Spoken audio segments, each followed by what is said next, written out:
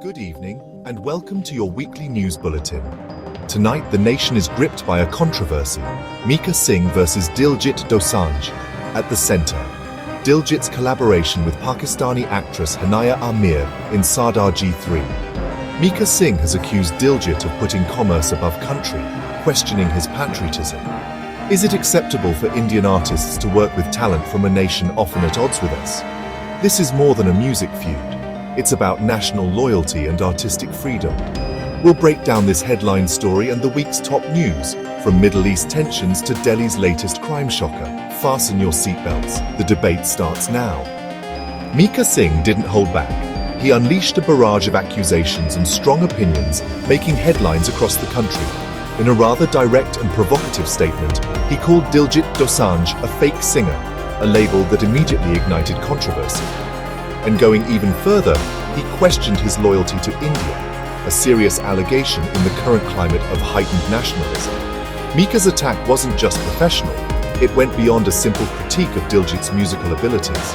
It was personal and ideological, striking at the core of Diljit's identity and his perceived stance on national issues. He drew a line, a clear demarcation between what he considered acceptable and unacceptable behavior for an Indian artist. Country first, friends later. This became his rallying cry, encapsulating his belief that national interests should always supersede personal relationships, especially with those across the border. Mika argued that no amount of cross-border fame or friendship, no level of international recognition, should come before national loyalty, before standing in solidarity with the nation's values and principles. He positioned himself as the voice of the common Indian, the average citizen who prioritizes their country above all else. Frustrated with Bollywood's perceived disconnect from public sentiment, he aimed to represent the feelings of many who believe the industry has lost touch with its roots. By calling Diljit a fake singer, a label loaded with implications, Mika aimed to strip away his credibility as both artist and patriot, questioning his authenticity and his commitment to India. The message: you are Indians first, artists second. Your art should reflect your patriotism. Mika's words have sparked a nationwide debate, igniting discussions about nationalism, artistic freedom, and the role of celebrities in society. Is this about genuine patriotism, a sincere concern for the nation's well-being, or is it a personal vendetta fueled by underlying rivalries and personal grievances? The industry is watching with bated breath, and so is the nation, eager to see how this controversy unfolds and what impact it will have on the entertainment landscape. The stakes are high, with reputations and careers hanging in the balance. The lines are drawn, dividing the industry and the public into opposing camps. The conflict is just beginning, and the repercussions are likely to be felt for a long time to come. Mika Singh didn't stop at accusations. He escalated the conversation. He brought up the shelved film Abir Gulal as a stark warning, a cautionary tale from Bollywood's recent past. This wasn't just a random example. It was a deliberate attempt to highlight what he perceived as a dangerous shift in values. That film, featuring a Pakistani actor in a prominent role, was ultimately never released in India. The decision was heavily influenced by public sentiment and prevailing political tensions at the time. The film became a casualty of cross-border issues. Mika reminded everyone that the industry, in the not-so-distant past, once drew a clear and unwavering line when it came to matters of national unity and security. There was a sense of collective responsibility. He questioned why, after such a strong precedent had been established, Diljit would seemingly repeat the same mistake, as he put it. Was it ignorance, defiance, or something else entirely? Mika painted Bollywood as an industry suffering from a severe case of amnesia, with a short memory, prioritizing profit and commercial success over deeply held principles and ethical considerations. He argued that the decision to shelve Abir Gulal should have served as a permanent standard, a non-negotiable boundary. The very fact that Sardar G3 exists, he said with a hint of disappointment, is a significant step backward for the industry. Mika's pointed reference to Abir Gulal turned his argument from a purely emotional one to a historically grounded critique. He directly challenged the industry. Take a hard look at what you once stood for, the values you championed, and now take a look at what you're currently doing. Is this the legacy you want to leave behind? The hypocrisy, he asserted, is not just present, but glaringly obvious to anyone paying attention. The central question remains, have we as an industry and as a society collectively forgotten our own red lines, the boundaries we swore never to cross? For now, the industry remains largely silent on the matter, seemingly unwilling to engage in a difficult but necessary conversation. But the public, it seems, is not willing to let the issue fade away quietly. Mika Singh escalated the situation further, taking their simmering feud to a whole new level, accusing Diljit Dosanjh, a fellow artist in the Punjabi music scene, of cancelling shows across India without any clear explanation provided to his dedicated fanbase.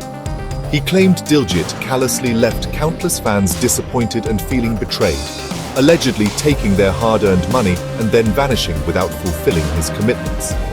Mika didn't hold back, calling this a recurring pattern, not just a one-off incident. The implication was that Diljit seemingly cares more about achieving international fame and recognition than honoring his commitments to his loyal Indian audience. Mika's narrative painted Diljit as not just unpatriotic in his actions, but also unprofessional and fundamentally dishonest in his dealings with his fans. He directly tied these serious accusations to his previous fake singer label, launching a full-scale attack on Diljit's character and reputation on all fronts. Mika's strategy is becoming increasingly clear: to effectively turn public opinion against Diljit, swaying the masses to his side. By relentlessly questioning his integrity and commitment as both a respected artist and a responsible citizen of India. The public, especially those who invested their money in tickets, are rightfully demanding answers and explanations. Is Diljit truly a fraud, as Mika is suggesting? Or is this all part of a calculated smear campaign designed to tarnish his image?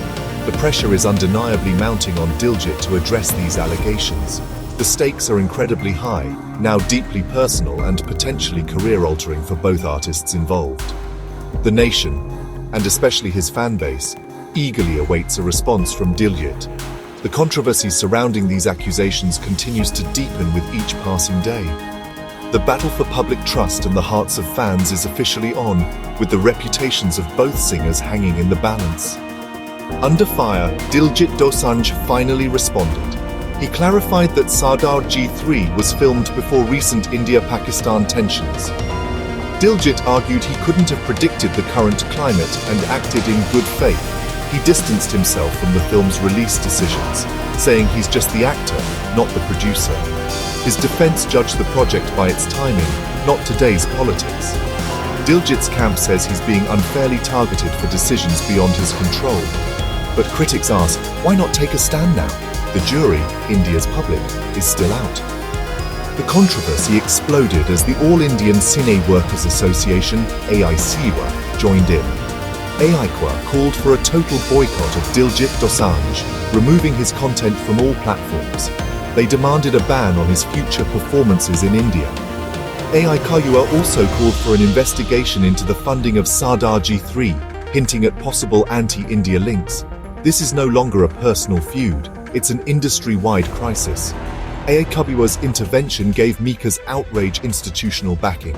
The industry is now forced to pick sides. The pressure on Diljit and the film's producers is immense. The stakes have never been higher. The boycott is real. The battle lines are clear. The Federation of Western India, Cine employees, FWICE, added its voice, demanding a ban on Sardar G3 in India. FWICE called on the government and distributors to block the film's release. Their message, national interest must come first. FWICE criticized artists who put personal gain above the nation's dignity. They urged Bollywood to remember its duty to stand with the country during times of tension. This is about setting a precedent. No platform for projects involving talent from hostile nations. FWICE's intervention shows this is a deeply held industry conviction. The pressure is now coming from every corner of the film world. The industry is united in its demand for accountability, the message patriotism over profit. Mika Singh offered Diljit a way out, but with strict conditions. First, Diljit must publicly apologize to the nation for his mistake. Second, Mika demanded the film be re-edited to remove all scenes with Hanya Amir. Mika's terms are tough apology and creative capitulation. If Diljit complies, Mika wins. If not, he's painted as unrepentant. Mika's move is strategic. He appears forgiving while tightening the screws. Diljit faces a classic catch-22. The nation waits for his decision. Will he apologize or stand his ground? The pressure is relentless. Shifting to the Middle East, a fragile ceasefire holds between Israel and Iran. This is not peace, just a pause in a dangerous conflict. After an Israeli strike in Damascus, Iran retaliated with hundreds of drones and missiles. Israel, with its allies, intercepted most attacks, but the message was clear. Deterrence is broken. Israel's response was measured, but tensions remain sky-high. Both nations are on alert. The ceasefire is on a knife's edge. The conflict exposed new military realities and vulnerabilities in the region. Diplomats scramble, but core issues, like Iran's nuclear program, remain unresolved. The world watches, anxious. The shadow of war still looms. Meanwhile, Gaza's humanitarian crisis deepens. The ceasefire hasn't reached Gaza, bombs keep falling, civilians suffer.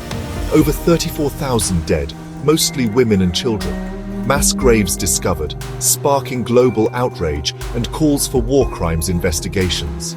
Famine is now a reality. Aid is scarce, hospitals destroyed. International pressure mounts, but the assault continues. Plans for a ground invasion of Rafah threaten even more lives. Gaza's agony is a human-made disaster, a failure of global conscience. The world must demand a real, lasting ceasefire. The suffering cannot be ignored. Now, two stories from New York and Delhi. In New York, Zohran Mamdani, a progressive of Indian-Ugandan heritage, enters the 2025 mayoral race. His campaign challenges the establishment, focusing on housing, transit, and police reform. It signals a shift in the city's political landscape. Meanwhile, Delhi reels from a brutal crime, sparking protests and demands for justice.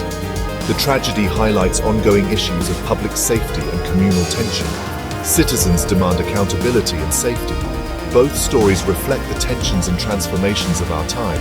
As cities change, so do their challenges. The world watches and demands answers. That's our bulletin. Controversy in Bollywood, conflict in the Middle East, agony in Gaza, and calls for justice in Delhi. The central question remains: where do you stand on art versus national pride? Share your thoughts in the comments. Your voice matters. If you value this reporting, share it widely. Let's keep the debate alive. Thank you for joining me.